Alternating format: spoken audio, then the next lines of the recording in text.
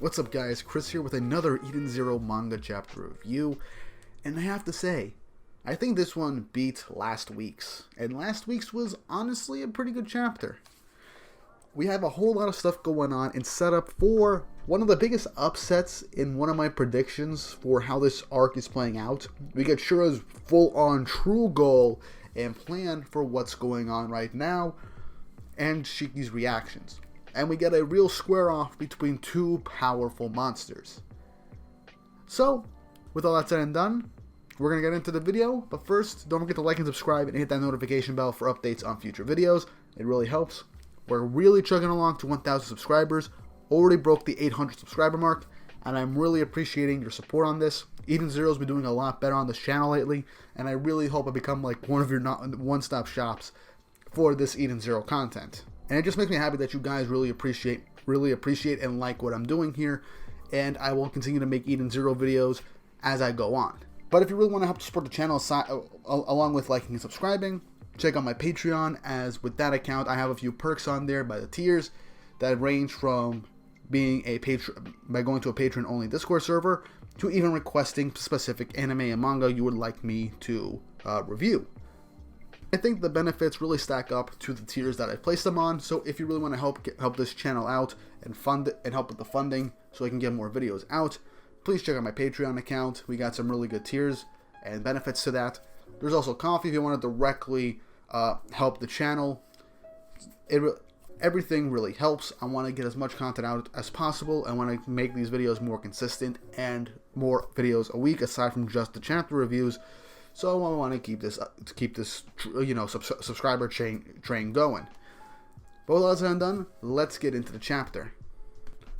Last week we got some shocking reveals and also some very, very shocking deaths, which were pretty dark for the series, and even had Creed, a character that no one really cared about, starting to become someone that we would want to see later on in the series, basically get killed right in front of our eyes in the most weird and dramatic way possible. Which as we see later on, does have a very strong effect on Homura. And this chapter takes us right after this with Creed on the ground. So this is Eden Zero chapter 161. Life continues to fade. Man, that is a very accurate title. So this chapter starts off with Creed on the ground, just in tears and panicking over what he just did. Homura seeming very upset with tears in her eyes, as Wise shows up as we expected. Wise was going to meet up with someone, most likely Homura. He heard a gunshot and he ran right in this direction. Homura, visibly upset and shocked, calls out to Wise, as Jess just straight up bolts. Now, what Jess is going to do now, I'm not entirely sure. He's going to have to report Creed's death, but I feel like with the guilt, he's probably going to blame the Eden Zero crew for his death. I feel like that's something that Jess would end up doing to avoid all responsibility for Creed's death. Or something very shocking could happen and he can actually tell the truth. But I feel like we're going in the direction where this guy is going to lie to justice, and this is just going to make him unnecessarily more hostile and angry towards the Eden Zero crew. The fact that they hadn't done anything yet. So, yeah. I'm very curious to see where this plot thread is going to end up going. Anyway, Jess runs off. Wise, obviously confused at what's going on here, looks at Homura, asking who the guy on the floor is. Homura closes Creed's eyes and places his glasses back on, stating that he was a friend from her home. As she is literally holding back the tears to just start bawling after seeing someone else that she really started to care about, a new friend, just die before her eyes, as this basically in her mind is stating that everyone that gets close to her essentially leaves her and they go away. So yeah, that's how this encounter ends. We then cut to Laguna at the end of his fight with Rebecca carrying Witch on her back, meeting up with them. Laguna is obviously concerned about Witch, and Rebecca asks him to take her back to the Eden Zero, as he's wondering what the rest of them are going to end up doing. Happy and Pino state that they're going to go to the All Link system, as it's not much farther from where they are. They also don't have much time left in the time limit that they were given. Lagunas tells them where exactly the all-link system is. All the Eden Zero crew knew that it was in somewhere in this area, but not the exact position. Lagunas tells them what the princess told them, as she is now in the water bottle, presumably to keep her safe from anything else going on.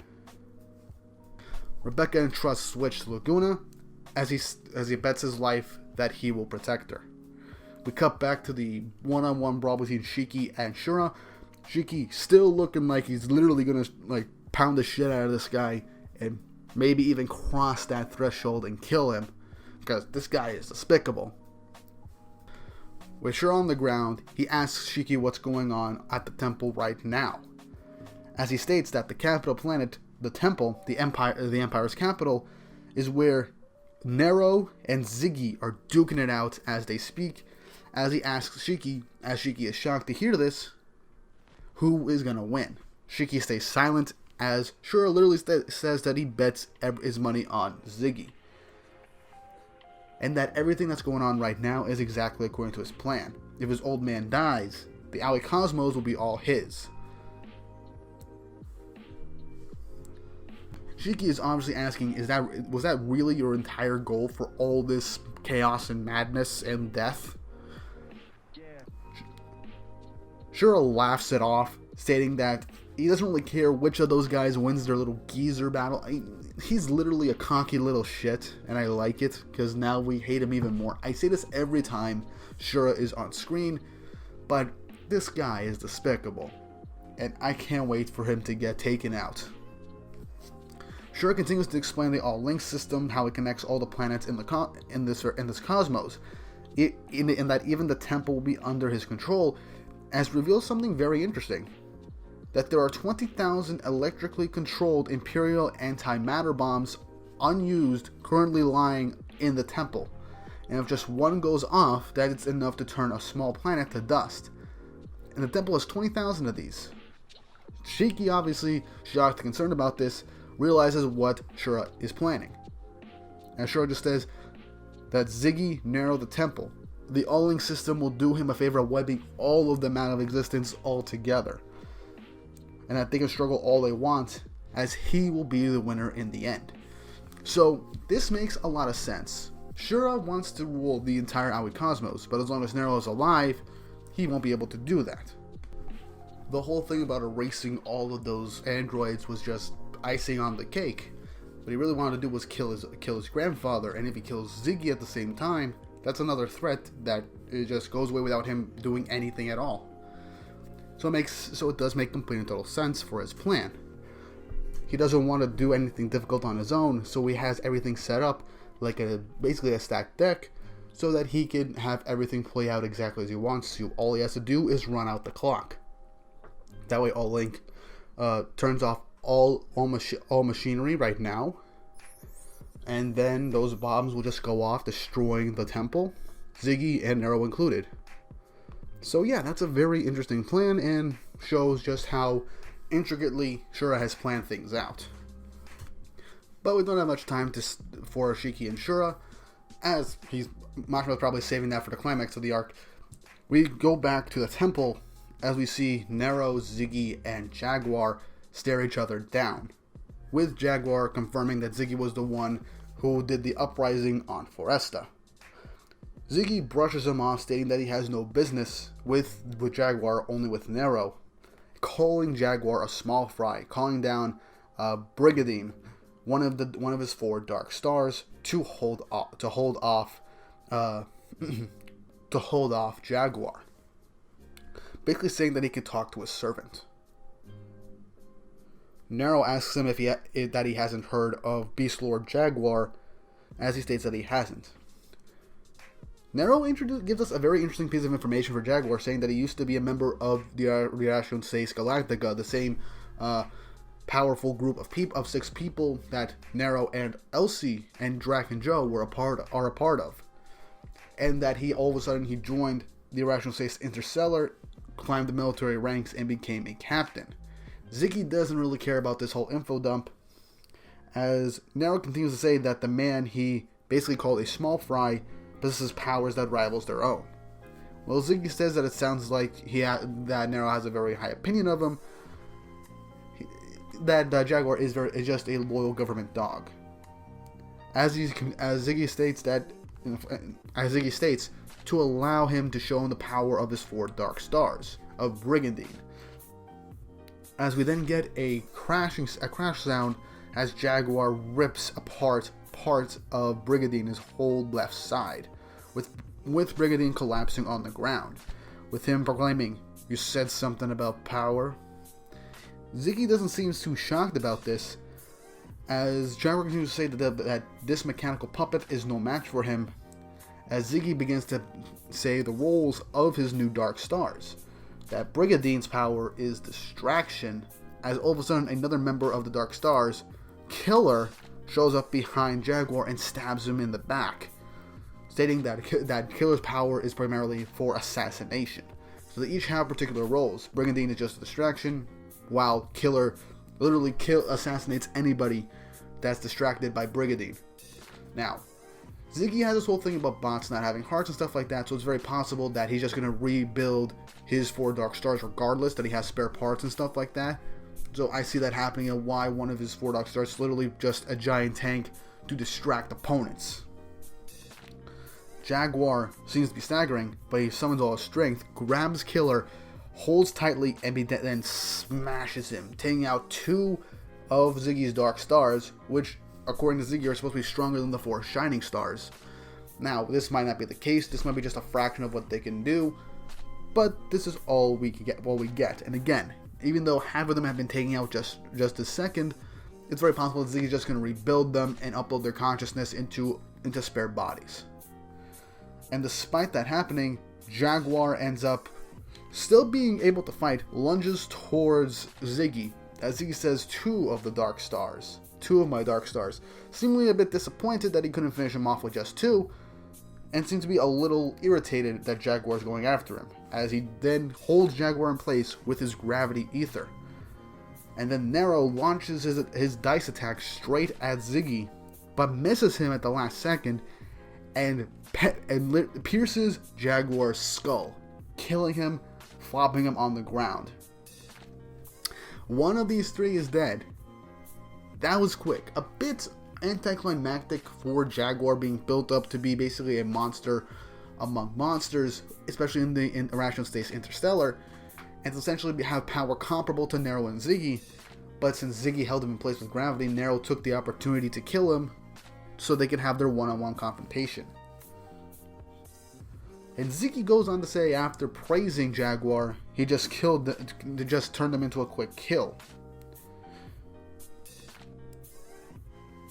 Nero states that his competence as a fighter really made him a huge nuisance, and literally says, "Is that not why you stopped him with your gravity, so that Nero would just kill him outright?" Ziggy laughs, as if this is all went according to his plan, saying that now they can talk. Nero says there's no need to talk, as he knows what he wants. He wants Nero's empire. Ziggy smiles, stating that it will be his base to build a world of mechanical life forms. And Nero brings up a nice, interesting point, stating that Ziggy used to search for Mother, and is wondering if he just gave up on that dream and if it faded. Ziggy states that it's connected. The machines, Mother, chronophages, they're all connected. And this is a very interesting line, and I can't wait to figure out what this is implying. And Nero is kind of confused by this, so I'm wondering what Ziggy is getting at. For all we know, Ziggy found Mother, but now that all his memories are back, and now he's evil again, it's very possible that he is the only one that knows most of the truths of the universe right now, since he was on a universe-wide search for Mother.